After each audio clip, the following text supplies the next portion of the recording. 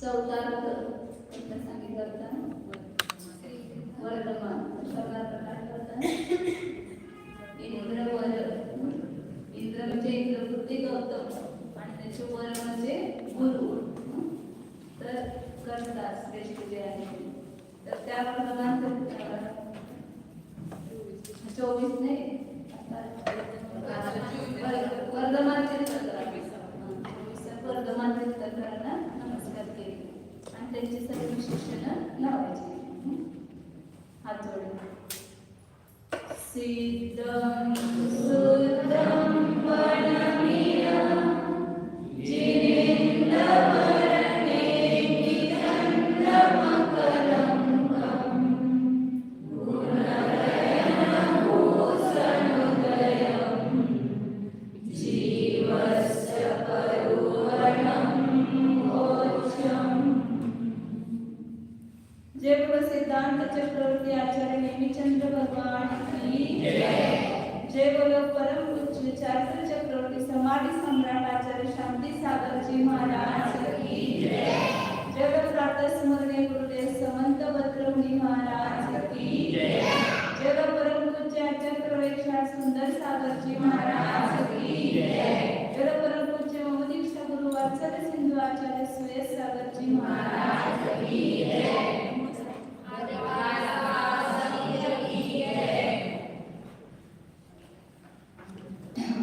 प्रकरण आपलं चालू होतं चौथं गुणस्थान. चारही गुणस्थानांची नाव एकाने सांगायची.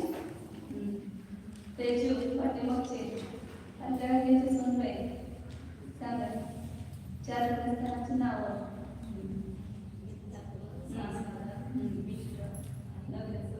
अविरत सांगते 4 गुणस्थान महत्वाचे आहेत आपल्यासाठी. 4 गुणस्थानाचं स्वरूप आपण पाहिलेलं. चौथ्या गुणस्थानाचं स्वरूप पाहत होतो. चौथ्या गुणस्थानात 3 प्रकारचे संयुक्त सांगितले. कोणते कोणते सांगितले? तुम्ही सांगा तुमचे मुलगी. बरोबर सांगायचे तुम्हाला. शाळा 3 प्रकारचे संयुक्त कुठून आहे? चौथ्या गुणस्थानापासून. चौथ्यापासून पुढं आता ते सगळे गुणस्थान सांगितले पुढं. आता त्यामध्ये शौक्षणिक संयुक्त कशाला म्हटलं?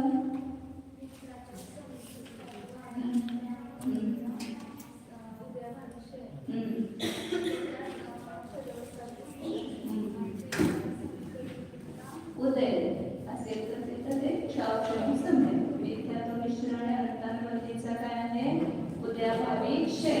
त्याचा उदय संयुक्त रूपाने येतो. उदय अनंतानुबंधी कशा रूपाने येणार? अप्रत्याख्यानावृत्ती रूपाने. आणि विद्यात्व मिश्र कोणत्या रूपाने येणार?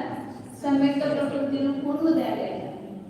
कारण का दर्शन मोनीय जे आहे ते चारित्र मोनीय रूप होत नाही आणि चारित्र मोनीय दर्शन मोनीय रूप होत नाही. जाता एक नियम लक्षात ठेवायचा.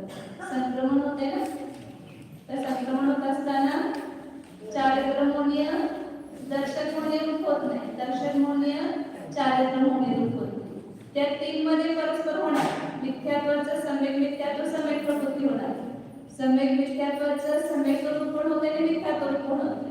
आणि सम्यक प्रकृती कशा रूप होणार? सम्यक मिथ्यात्व रूप होते. परंतु चारित्र म्हणजे आनंदानुबंधी कशा आहे ते दर्शन मोनीय रूप होत नाही. तर आनंदानुबंधी कशाचं संक्रमण कशामध्ये होणार? अप्रत्याख्यानावर आणि 12 कशा रूपानं उदयाला ते त्याच्या उदयाचा अभाव होणार.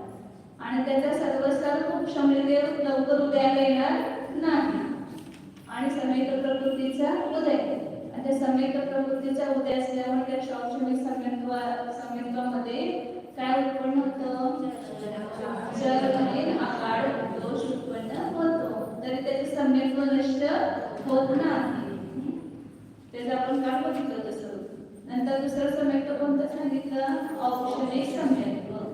तर 7 प्रकृतींचा उपशम झाल्यामुळे औक्षणिक सम्यक होतं. आणि क्षयिक सम्यक 7 प्रकृतींचा क्षय झाल्यामुळे क्षयिक सम्यक.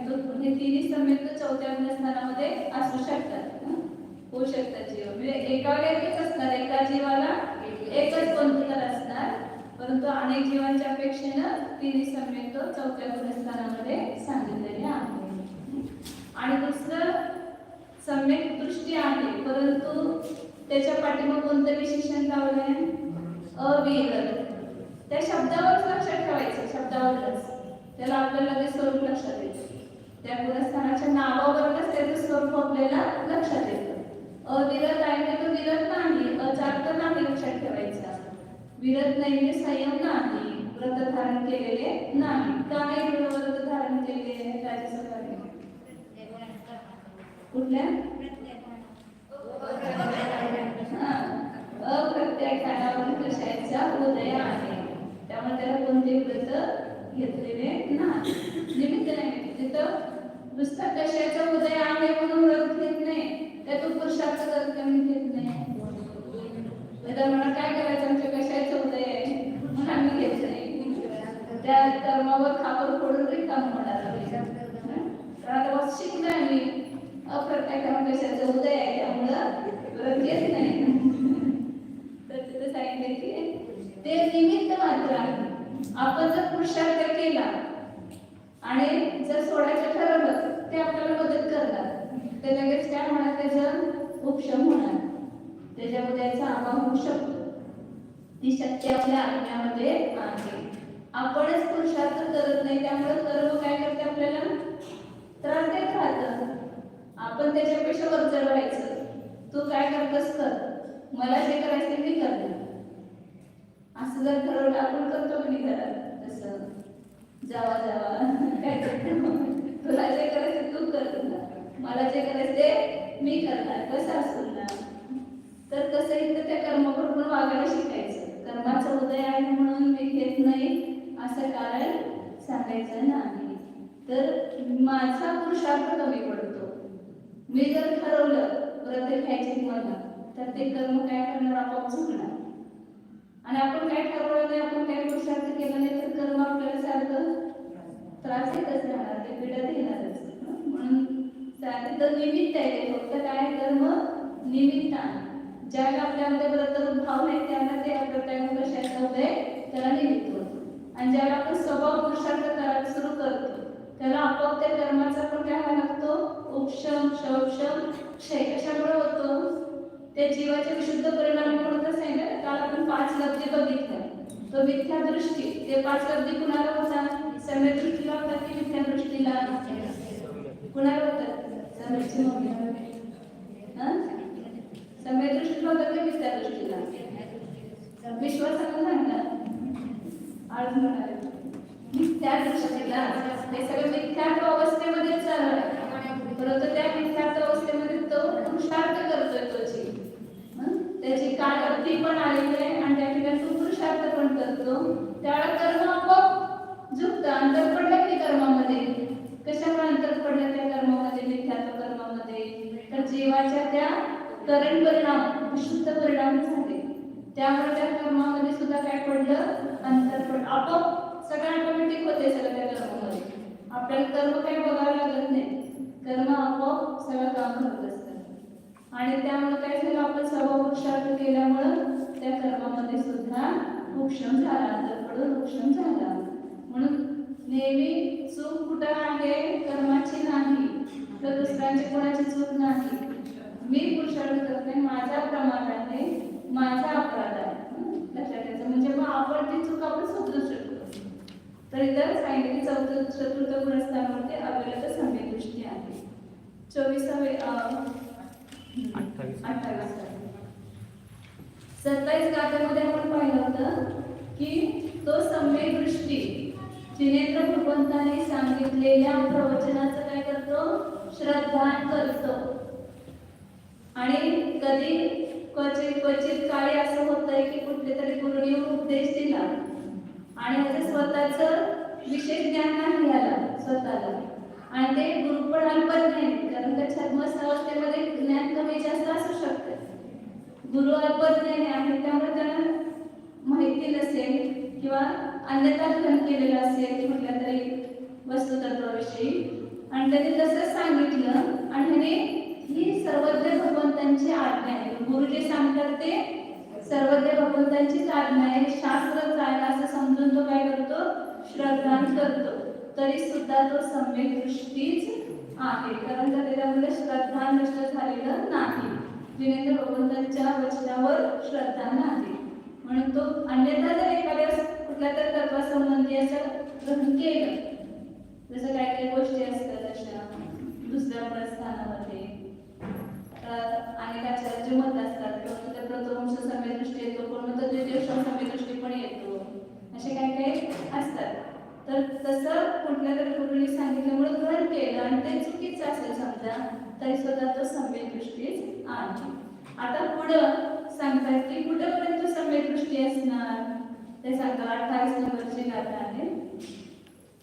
सुत्तादोतं सम्मं दर्शिचन्तं जदान सद्दहति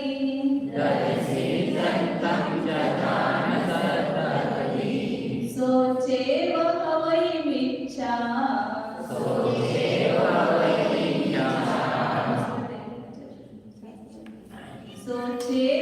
हवैमिच्छा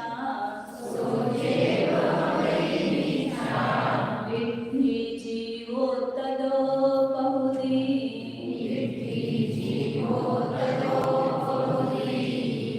सुत्तादोतं सम्मं दर्शिचन्तं जदान सद्दहति सोचेव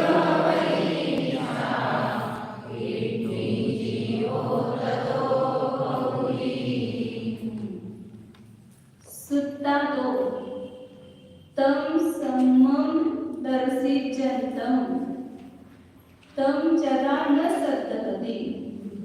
दुसरे कोणीतरी गुरु आले, ते गुरु सांगून गेले आणि तेच खरं समजून त्याने काय केलं होतं, श्रद्धान केलं होतं. व दुसरे कोणी गुरु आले आणि त्यांनी काय केलं, शास्त्रातलं सूत्र काढून गाथा काढून प्रामाणिकाचार्यांचं काढून दाखवलं. तू असं ग्रहण केलेलं आहे, परंतु हे असं आहे कुठल्या पण तत्वासंबंधी असं त्याने दाखवलं. आणि तरी सुद्धा तो काय म्हणतो, नाही मी जे पहिला ग्रहण केलेलं आहे ते बरोबरच आहे. जे शास्त्र दाखवून सूत्र यथार्थ प्रमाण दाखवून सुद्धा जर तो त्या तम न सद्दहति त्या सूत्राचं श्रद्धान करत नाही आणि आपण जे पहिला केलं होतं तेच बरोबर आहे असं जर तो दुराग्रह करेल, हट्ट करेल, तर मग त्यावेळेपासून काय झाला, तो मिथ्या दृष्टी. तेच ग्रहण पहिला केलं होतं ते तो सम्यक दृष्टी होता, परंतु ज्या वेळेला त्याला यथार्थ आगम दाखवून सूत्र दाखवून सुद्धा जर ते पहिलेच बरोबर मानत असेल, ह्या सूत्रावर श्रद्धा नसेल, तर ते श्रद्धा कसं झालं, सर्वदेव भगवंतांनी सांगितलेल्या तत्वावर श्रद्धा राहिलं नाही त्याचं. म्हणून त्यावेळेपासून तो कोण होतो, मिथ्या दृष्टी. म्हणजे ह्याच्यावर दुसरं पण नाही आहे हे आपण असं लक्षात ठेवायचं. तिथं आपण एखादी गोष्ट काहीतरी ग्रहण केलेली असते आणि दुसरं कोणीतरी अनेक पक्ष करून ठेवतो आपण, की ह्या पक्षामध्ये म्हणजे आपण हे असंच हे बरोबर असंच बरोबर आहे असं धारण करून ठेवतो.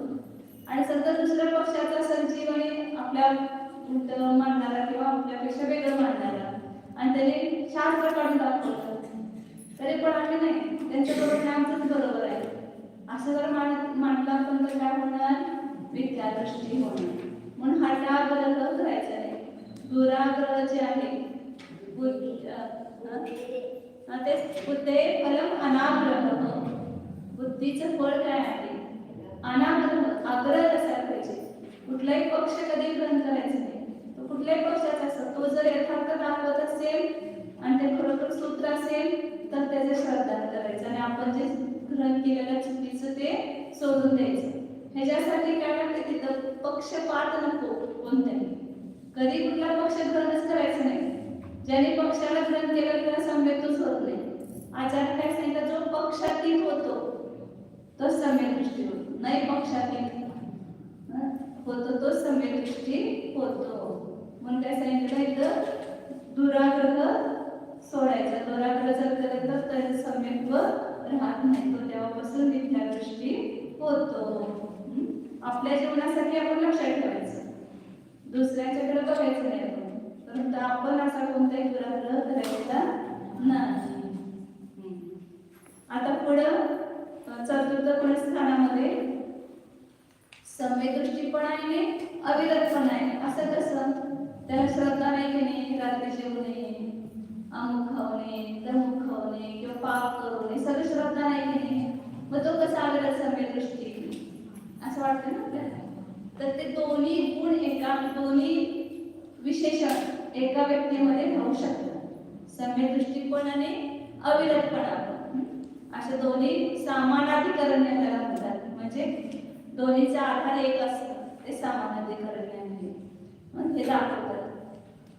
नो इंद्रिये सुविरदो, नो जीवे ठावरे तसे वापी,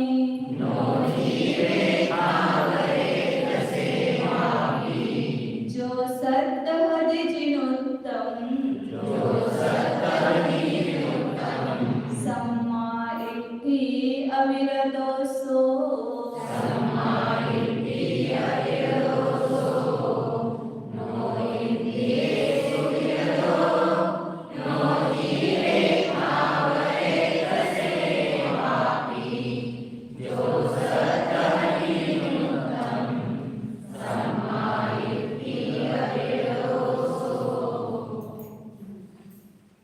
सम्यक दृष्टीचे विशेषण आहे. तसा असतो तो नो इंद्रिय तीन गाथेमध्ये जर त्याचं सम्यक्त्व सांगितलं त्याने, ही औषमिक, शावषमिक आणि शाही सम्यक्त्व ज्याला आहे तो सम्यक दृष्टी आहे.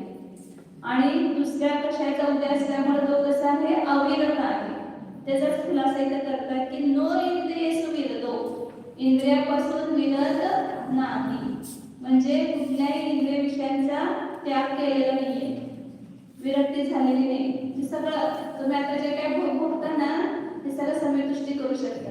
मग सम्यक दृष्टी होणार की नाही?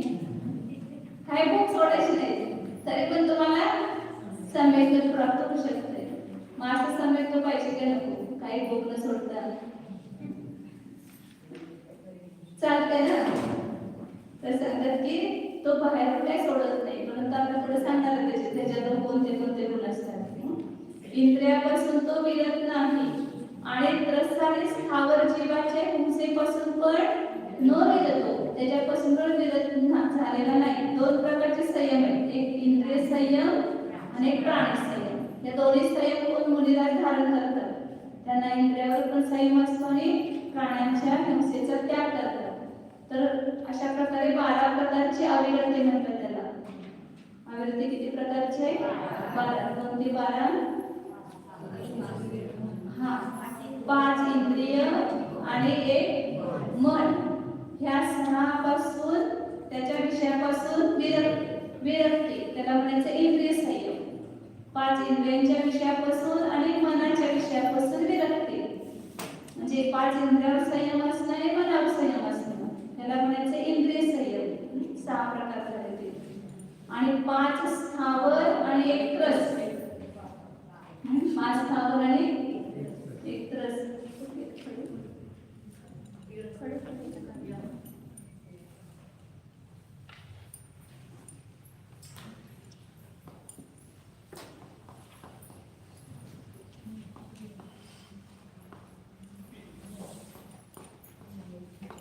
इंद्रियामध्येच मन घ्यायचं, इंद्रिय आणि मन यांचं संयम आणि प्राणी संयम.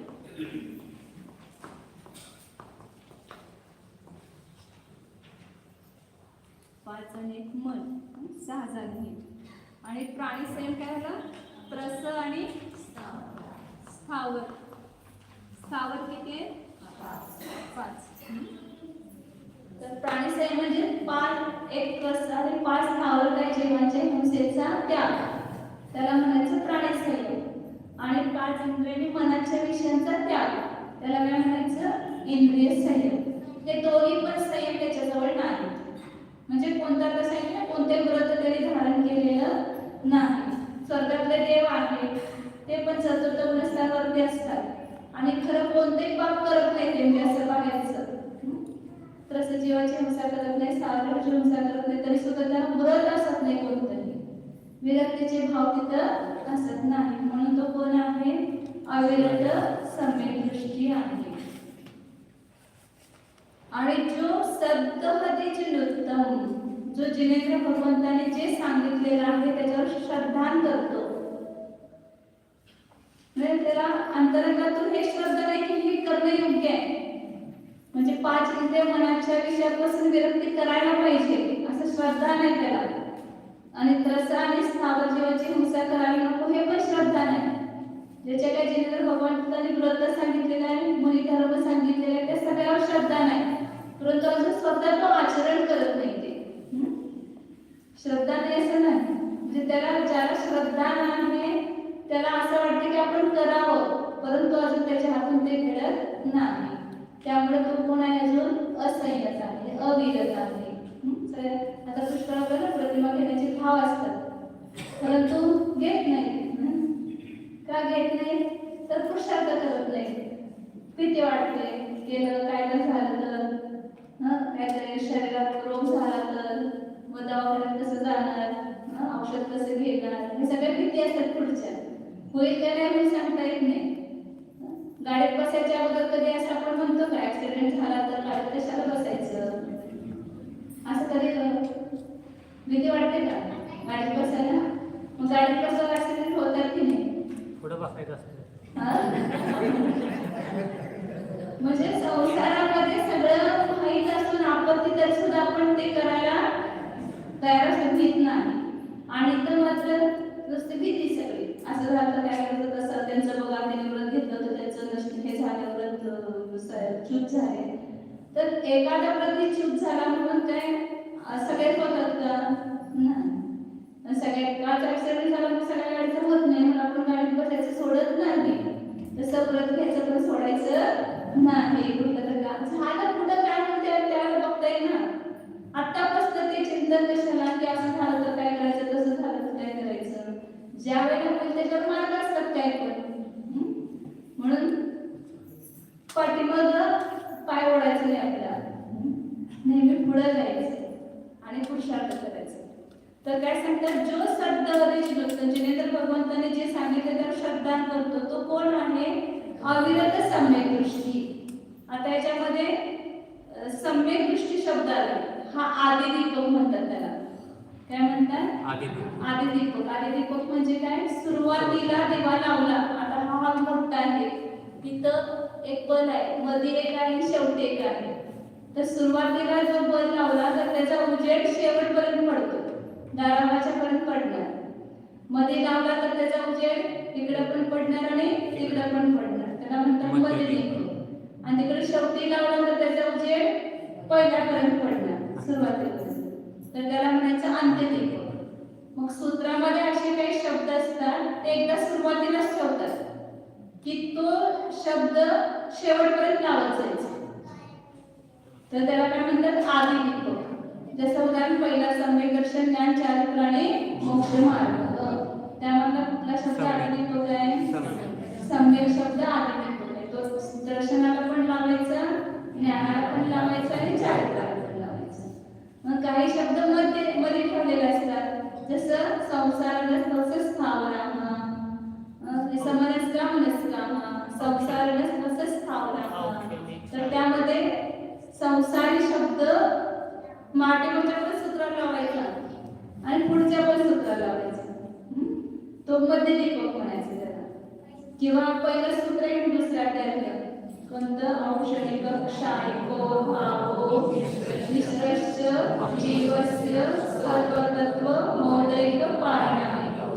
भाव शब्द मध्ये ठेवायचा, तो भाव शब्द सगळ्या लावायचा, औक्षमिक भाव, शाक्षमिक भाव, शारीरिक भाव, अवैधिक भाव आणि पारणा, तो भाव शब्द सगळ्याला लावा, त्याला म्हणायचं मध्ये दीपक. असे मध्ये ठेवलेले असतात की इकडे पण लावा आणि इकडे पण लावा.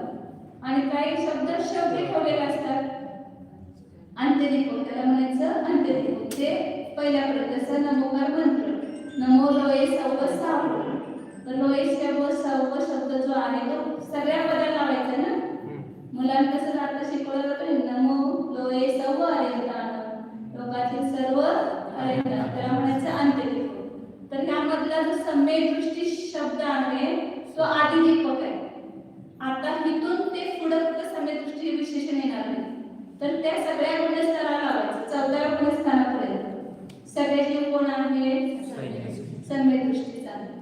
फक्त पहिल्या गुणस्थानातला मिथ्यादृष्टी आणि दुसऱ्या तिसऱ्या गुणस्थानातला पण कोण आहे तो मिथ्यात्वाचा उदय नाही, परंतु त्याचा सुद्धा शब्दार्थ कसा आहे मिथ्यात्व, म्हणजे उलटच आहे, विपरीत आहे. दुसऱ्या गुणस्थानामध्ये अनंतानुबंधीच्या उदयानं उत्पन्न होणारा विपरीत श्रद्धांच आहे आणि तिसऱ्या गुणस्थानामध्ये सम्यक मिथ्यात्वाच्या उदयानं होणारा मिश्र श्रद्धान आहे. त्यामुळे तिन्ही गुणस्थानात सम्यक्त्व नाही आणि चौथ्या गुणस्थानापासून सम्यक्त्व सुरू झालं म्हणून हा सम्यक दृष्टी शब्द कुठपर्यंत लावायचा 14व्या गुणस्थानापर्यंत. त्याला म्हणायचा आदि दीपक आणि अविरत हा शब्द जो आहे तो अंत्य दीपक आहे. आतापर्यंतची जी गुणस्थान झाली चौथ्यापर्यंत तिथपर्यंत अविरत आहे, त्याच्या पुढे आता अविरत नाही. अविरत म्हणजे असंयमी. तर पहिले असंयमीचे गुणस्थान किती म्हटले तर काय सांगणार 1 ते 4. पहिला दुसरा तिसरा आणि चौथा हे 4 गुणस्थानावरती जे कसे आहे अविरत आहे, असंयमी आहे, त्याला संयम नाही. म्हणून काय झालं अविरत शब्द काय आहे अंत्यदीपक. आतापर्यंत जी झाली गुणस्थान तिथपर्यंतच लावायचं पुढे आणि सम्यक दृष्टी हा शब्द आदि दीपक आहे, तो आता पुढच्या सगळ्या गुणस्थानाला लावायचा. आणि यामध्ये अपी शब्द आला तसे वापी तो अपी शब्द सम्यक दृष्टीचे आणखी काय गुण असतात किंवा सम्यक दृष्टीला ओळखायचं कसं हा सम्यक दृष्टी आहे तर त्याचे 4 गुण सांगितले सम्यक दृष्टीचे. 8 अंग तर असतात सम्यक दृष्टीला, तर या दुसऱ्या ग्रंथामध्ये शिकला असाल निश्चयती निकामची निर्विचिकित्सा वगैरे 8 अंगाने तो सहित असतो. आणि सम्यक्त्वाचे लक्षण 4 केलेले आहे प्रशम संवेग अस्तित्व आणि कंपनी अस्तित्व.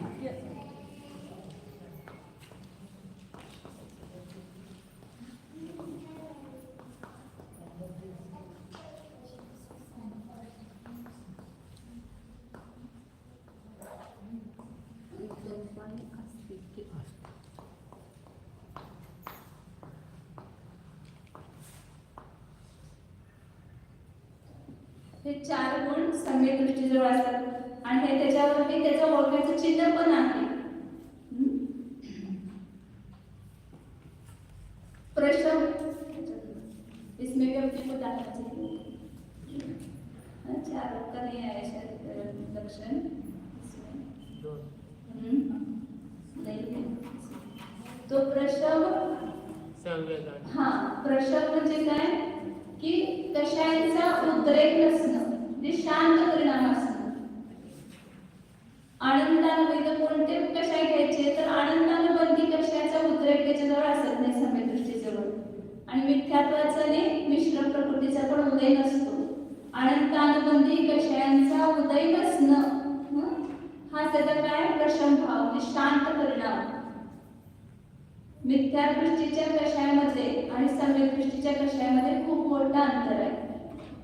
मिथ्या दृष्टी भले कधी कधी मंद कषाय दिसेल परंतु त्याच्यामध्ये काय आहे त्या कषायाच्या संबंधी अभिप्राय भेटलेला नाहीये, ते तो कषायाला ध्येय समजत नाही. हे म्हणजे कळतंय का सोडण्यायोग्य मानत नाही.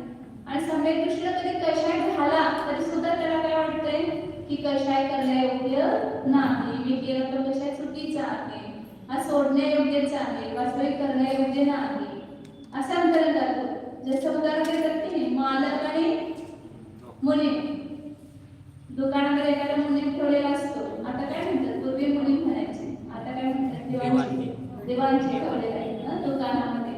आणि तो देवांची काय म्हणतो कोणी गिऱ्हाईक आलं तर आमच्या दुकानात असलं काही चालत नाही किंवा काय पण आता माल घ्यायचा असेल किंवा द्यायचा असेल तर आमचं दुकान आणि आम्हाला तोटा होतो किंवा आम्हाला फायदा होतो किंवा आज खूप विक्री झाली तर आज आम्हाला खूप नफा झाला असंच म्हणतो तो.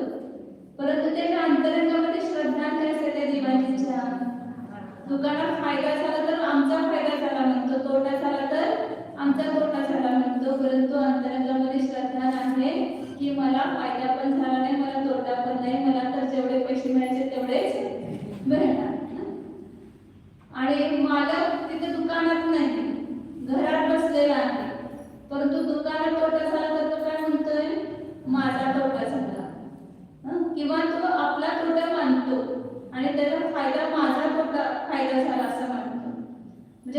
मालक आणि दिवाणजीच्या परिणामामध्ये जे अंतर आहे तेच इथं मिथ्यादृष्टी आणि सम्यक परिणामामध्ये अंतर आहे. सम्यक दृष्टी पण कशा करतो, मिथ्या दृष्टी पण कशा करतो, कारण दोघं अजून खालच्याच भूमिकेमध्ये आहेत. परंतु मिथ्या दृष्टी त्या कशाला उपादेय समजतो, त्याला आपलं समजतो, मी त्याचा कर्ता मानतो. आणि सम्यक दृष्टी काय म्हणतो, मी त्याचा कर्ता नाही. म्हणजे अनंतानुबंधी कशा सुटलेला आहे, अनंत संसाराला कारणभूताचा कशा त्याचा संपलेला आहे, कशा संबंधीची हे बुद्धी त्याला म्हणतात आहे. म्हणून त्याच्यामध्ये अंतर आहे. म्हणून काय सांगितलं, कसा असतो सम्यक दृष्टी प्रशम, म्हणजे कशाचा उद्रेक नसणं. दुसरं काय सांगितलं, संवेग म्हणजे संसारापासून भयभीतपणा. सम्यक दृष्टीला कशाची भीती वाटते, संसाराची. आणि आम्हाला कशाची भीती वाटते, बस कमी झाले लोक परीक्षा घेणार म्हटले की परीक्षा लेके बोले तो कम हो गए सब मैंने ऐसे सर कैसे बोला था कि अभ्यास करे पहले से, इसलिए बोला था कि परीक्षा लेंगे आणि डरते. आणि समजलं नाही तर घ्यायचं कशाला सांगा. काय तुमचं नाव, वैभवची मिसेस संगीता, घ्यायचं नाही. ज्ञानाला घाबरतो आपण, नाही समजलं तर आता शब्द तर कानावर पडले, पुन्हा ऐकले, पुन्हा शब्द कानावर पडले, पुन्हा समजते आपल्याला. ज्ञानालाच घाबरतो, धर्माला घाबरतो आपण. परंतु घाबरायचं कशाला सांगितलं तिथं, ऐकायला काय बिघडते आपल्याला, काय कानामध्ये हे होते त्रास शब्दाचे, नाही समजलं तरी ऐकायचं. ऐकलं की थोडं थोडं तरी आपल्याला समजलं. म्हणून काय सांगितलं तिथं, काय सांगितलं आपलं संवेग म्हणजे संसारापासून त्याला भीती असते. भले तो संसारात आहे, सगळं संसार करतो, परंतु तो अंतरंगामध्ये त्याच्या वैराग्याचं चिंतन असतं की हा संसार माझा कधी सुटेल, ही गृहस्थ अवस्था माझी कधी सुटेल. त्या संसारामध्ये तो आसक्त असत नाही. जसं कसं सांगितलं, नगर नारी को प्यार यथा कादे में एव अमल में. ज्याप्रमाणे वेश्या असते ती सगळ्यावर फक्त प्रेम दाखवते, परंतु तिचं प्रेम कोणावर असतं, कोणावरच नाही, फक्त पैशावर असतं. ते कुठल्या व्यक्तीवर प्रेम असत नाही, त्यांच्याशी सगळं गाडी गोडी किंवा सगळं बोलते, परंतु तिचं खरं प्रेम कोणावर असत नाही. तसं सम्यक दृष्टी खरा सगळं नाटक करतो, परंतु त्यांच्यामध्ये तो आसक्त असत नाही, त्यांना आपलं मानत नाही. म्हणजे त्याचं काय असतं, संवेग, संसारापासून भयभीतता. आणि तिसरं सांगितलं अनुकंपा. अनुकंपा म्हणजे दया, सगळ्या प्राणीमात्रावर दयाभाव. सगळे जीव ह्या मोक्ष मार्गाला लागावे. सगळ्या जीवांच्यामध्ये हा आम्ही सारखं बोलतो म्हणजे काय असतो, दयाभाव असतो ना, की सगळ्यांचं कल्याण होते. हा भाव आहे, माझ्या प्रवचनात खूप लोक यावे, असा भाव असेल तर तिथं प्रसिद्धी ख्यातीसाठी नाही, तर सगळे जीव हे शिकून त्यांचं कल्याण होते, मोक्ष मार्गाला लागते, त्यांच्या नित्यात सुटते, त्यांना यथार्थ मोक्षाचा मार्ग मिळवते. अशा प्रकारचे अंतर्गत भाव असतात. म्हणून सगळ्यांना प्रेरणा करत असतो आम्ही, या या ऐकायला या, तुमचं कल्याण. तर काय सांगतात तिथं, अनुकंपा म्हणजे सगळ्या प्राणी मात्रावर दयाभाव. एक इंद्राची जीवावर सुद्धा त्याचा दयाभाव असतो. नंतर चौथं सांगितलं आस्तिक्य. ही बुद्धी फार महत्वाची. आस्तिक्य म्हणजे तत्वासंबंधी आस्तिक्याचा भाव, म्हणजे आहे आस्तिक्य, बरोबर. नंतर काय कोण सांगितलंय, जीव आहे, अजीव आहे, किंवा हे देव आहे, किंवा हे आहे, त्याची श्रद्धा नसतं, त्याला म्हणायचं नास्तिक. मंदिरला या म्हटलं तरी सुद्धा नाही. आता इथे सुद्धा अशी लोक आहेत जवळजवळ, तिथं शास्त्र चालय खरं इथे येण्याचे भाव होत नाही. कुठलं काय खरं असतंय अशा प्रकारे त्यांचं अंतरातून त्याचे आस्तिक्य बुद्धी नसते. जे तत्व एक आस्तिक्य म्हणजे थोडक्यात तत्व श्रद्धा नसणं, हे आस्तिक्यच वास्तविक सम्यकचं लक्षण सांगितले. तत्वार्थ श्रद्धांचे सम्यक दर्शनाचं लक्षण आहे, तेच हे आस्तिक्य भावाचा अर्थ आहे. जे देवशास्त्र गुरूंच्या अस्तित्वाला स्वीकारणं, सात तत्वांच्या अस्तित्वाला स्वीकारणं, त्याला म्हणायचं आस्तिक्य बुद्धी. भगवान कोणतर आहेत हे सुद्धा मानायला लोक तयार नाही. तर हे सम्यक दृष्टीचं लक्षण सांगितलं. सप्रशम, सम्यक, अनुकंप आणि आस्तिक. हे आपली शब्दावलीत आचार्याने टीकाकाराने सांगितलेलं आहे. अशा प्रकारे चतुर्थ गुणस्थानाचं स्वरूप लक्षात आलं असेल ना सगळ्यांना? आलं का लक्षात? काय सांगितलं? सम्यक दृष्टी आहे परंतु व्रत धारण करत नाही, त्याला म्हणायचं अविरत सम्यक दृष्टी थोडक्यात. आता पुढे देश सहित गुणस्थानाचं स्वरूप सांगतात. हे सुद्धा हे सगळे काय सांगितलं? गुणस्थान म्हणजे काय? जीवाचे परिणाम आहेत, म्हणजे पर्याय आहे जीवाचे. मिथ्यात्व, शास्त्रज्ञ हे बदलत असतात. आता जो मिथ्या दृष्टी आहे तो कोण होतो? सम्यक दृष्टी होऊ शकतो. सम्यक दृष्टी पण जर त्याचं सम्यक सुटलं तर तो पुन्हा मिथ्या दृष्टी होतो. परंतु त्या सगळ्या गुणस्थानामध्ये स्थायी भाव कोण आहे? जीव जो आहे तो मिथ्या दृष्टी पण नाही, सम्यक दृष्टी पण नाही. माताजी नेहमी सांगतात फळ्यावर पर्याय दृष्टी आणि द्रव्य दृष्टी, त्या दोन्ही दृष्टी लक्षात ठेवायच्या. ही सगळी गुणस्थान पर्याय दृष्टीने आहेत आणि ही पर्याय दृष्टी पर्याय रूपाने जरी असले हे आपल्या जीवामध्येच आहेत गुणस्थान म्हणजे पर्याय दृष्टीने. परंतु ह्या सगळ्यामध्ये आपल्या जीवाचं स्वरूप काय आहे? ध्रुव कोण आहे? जो अनादि अनंत ह्या मिथ्यात्व सम्यकवादी भावानं रहित जो एक शाश्वत चैतन्य स्वरूप आहे तो मी ध्रुव आहे. असं प्रत्येक गुणस्थानाचं स्वरूप जाणलं की तिथे जाण्याचं. एक गुणस्थान मी नाही, मी कोण आहे? जीव आहे. आणि त्या जीवाला जाणलं तरच हे गुणस्थान बदलतात. गुणस्थानाला आपण ओळखायचं, परंतु गुणस्थान बदलणार कधी? ज्या वेळेला द्रव्य दृष्टीने आपण स्वतःला जाणलं तरच हे गुणस्थान आपोआप बदलतात. आता पाचवं गुणस्थान आहे देसाई गुणस्थान. चौथ्या गुणस्थान आगमन आणि गमन. कुठून कुठून येणार सांगा चौथ्या गुणस्थानामध्ये? पहिल्यातून चौथ्यात येणार. दुसऱ्यातून येणार का? कारण दुसरं गुणस्थान ठरलंय आपलं कुठं होतंय? उतरताना प्रथमोपचार सम्यकत्वातूनच होतंय. त्यामुळे पहिल्यातून दुसऱ्यात कधी जाणार नाही, दुसऱ्यातून चौथ्यात कधी येणार नाही. पहिल्यातून येईल, तिसऱ्यातून चौथ्यात जातो सांगितलं. पाचव्यातून चौथ्यात येतो आणि सहाव्यातून चौथ्यात येतो. 4 गुणस्थानं झाली. एक आगमन. चौथ्या गुणस्थानात आगमन कुठून कुठून झालं? कुठून कुठून गाडी आल्या तिथं? पहिल्या मिथ्यात्व गुणस्थानातून, त्या मिथ्यात्व स्टेशनातून गाडी आली चौथ्यामध्ये.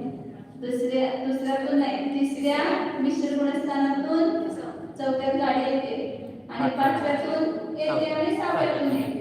जे मुनी जर समजा त्यांचे परिणाम मुनीपेक्षा राहणार तसाच बाहेरून तर मुनीच दिसणार आपल्याला, परंतु अंतरंग त्यांच्या परिणामामध्ये अविरत भाव झाले. कुठं तर प्राणी संयम किंवा इंद्रिय संयमामध्ये तिथं संयमरूप भाव झाला की त्यांचं पण गुणस्थान तेच द्रव्य राहून सुद्धा द्रव्यलिंगच असणार, परंतु भावानं काय होणार? त्यांचं गुणस्थान चौथं होणार. म्हणजे सहाव्यातून कुठं आले ते? चौथ्या गुणस्थानामध्ये. किंवा कोणी प्रतीक आहे पंचगुणस्थानावरती आहे आणि त्याला असंयमरूप भाव झाले तर ते परिणामाच्या द्वारेच काय होणार? तो प्रतिमा बदलणार नाही त्याची, कारण तीच प्रतिमा असणार, परंतु परिणाम मात्र त्याचे फक्त चौथ्या गुणस्थानाचे होणार. आणि पुन्हा समजा त्यांनी निंदा केली, पुन्हा तो सुधारले, पुन्हा त्याला वाटलं की आपले हे परिणाम बिघडले, पुन्हा ते परिणाम सुधारले तर पुन्हा त्यांचे काय होऊ शकते? पुन्हा त्या गुणस्थानात वक्र होऊ शकते चौथ्यातून. म्हणजे चौथ्यातून कुठून आला? पहिलं, तिसरं, पाचवं आणि सहावं. पाचवं आणि सहावं. आणि चौथ्या गुणस्थानातून कुठं जाऊ शकेल? तर चौथ्यातून तो देसाई पण म्हणू शकतो, चौथ्यातून मुनी पण म्हणू शकतो. आता कोणी समजा अभ्यासाच्या दृष्टीने तो एकदम दीक्षा घेऊ शकतो की नाही? एकदम दीक्षा घेऊन तो मुनी पण बनू शकतो. सातव्या, चौथ्यातून सातव्यात जाईल, सहाव्यात नाही जाईल, चौथ्यातून पाचव्यात जाईल, सातव्यात जाईल आणि उत्तरला खाली तर परिणाम घसरले तर तिसऱ्यात जातो, दुसऱ्यात जातो आणि पहिल्यात जातो. 5 झाले. गमन त्याचं कुठं झालं? 5 गुणस्थानामध्ये झालं. वर चढण्याच्या अपेक्षेनं 2 आणि खाली उतरण्याच्या अपेक्षेनं 3. हे सगळं परिणामांचा खेळ आहे. मग परिणामांचं आपले सांभाळावं लागतं प्रत्येक ठिकाणी. आता 5व्या गुणस्थानाचं स्वरूप बघू. 30 नंबरची गाथा आहे.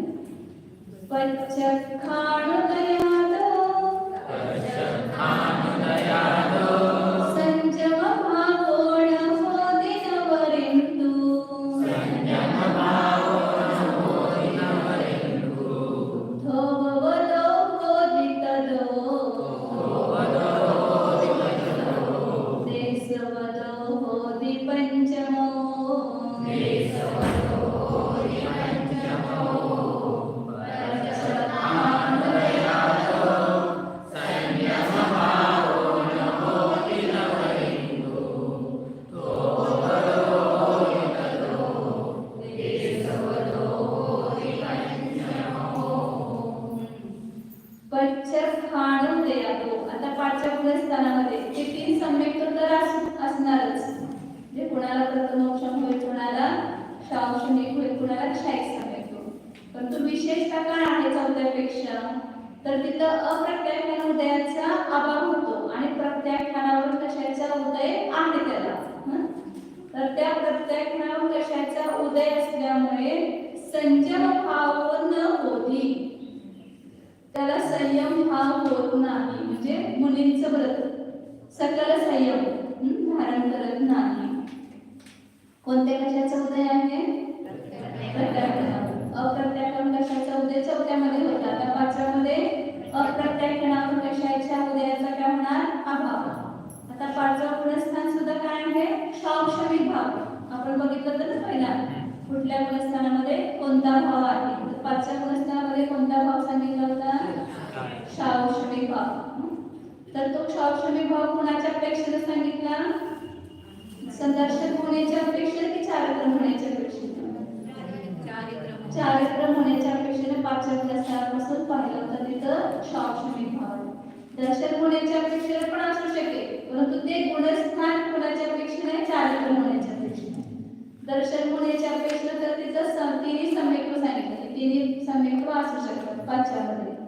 आणि चारित्र्य होण्याच्या अपेक्षेने काय तिथं शावशमिक भाव कसा घडवला होता की प्रत्याख्यानावरून कशाचा उदय आहे आणि अनंतानुबंधी आणि अप्रत्याख्यानावर या 8 कशांच्या उदयाचा अभाव, उदयाभावी क्षय. तीन घडवायचे तिथे शावशम म्हणतं की उदयाभावी क्षय, सर्वस्तर उपशम आणि उदय.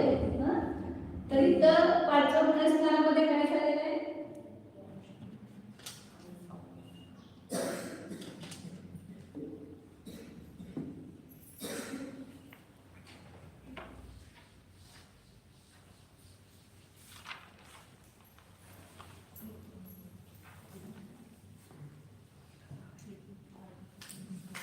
अनंतानुबंधी कशा आहे.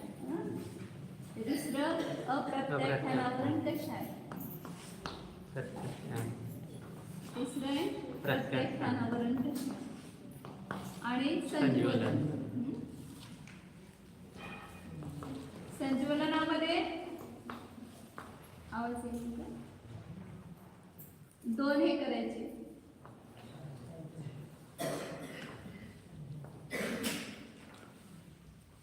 सर्व घाती स्पर्धक आणि देशघाती स्पर्धक आणि सर्वघाती स्पर्धक.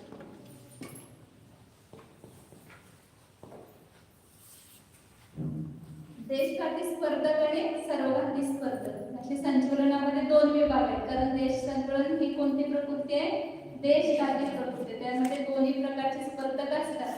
आणि अनंतानुबंधी अप्रत्याख्यान प्रत्याख्यान कोणत्या प्रकृती आहे? त्यामध्ये कोणते स्पर्धक असतात? सर्वघाती स्पर्धक असतात. तर इथं पाचव्या गुणस्थानामध्ये हे दोन कशाचे आहेत? हे सगळं हकीकत आहे, हे काय कल्पना नाही सगळे.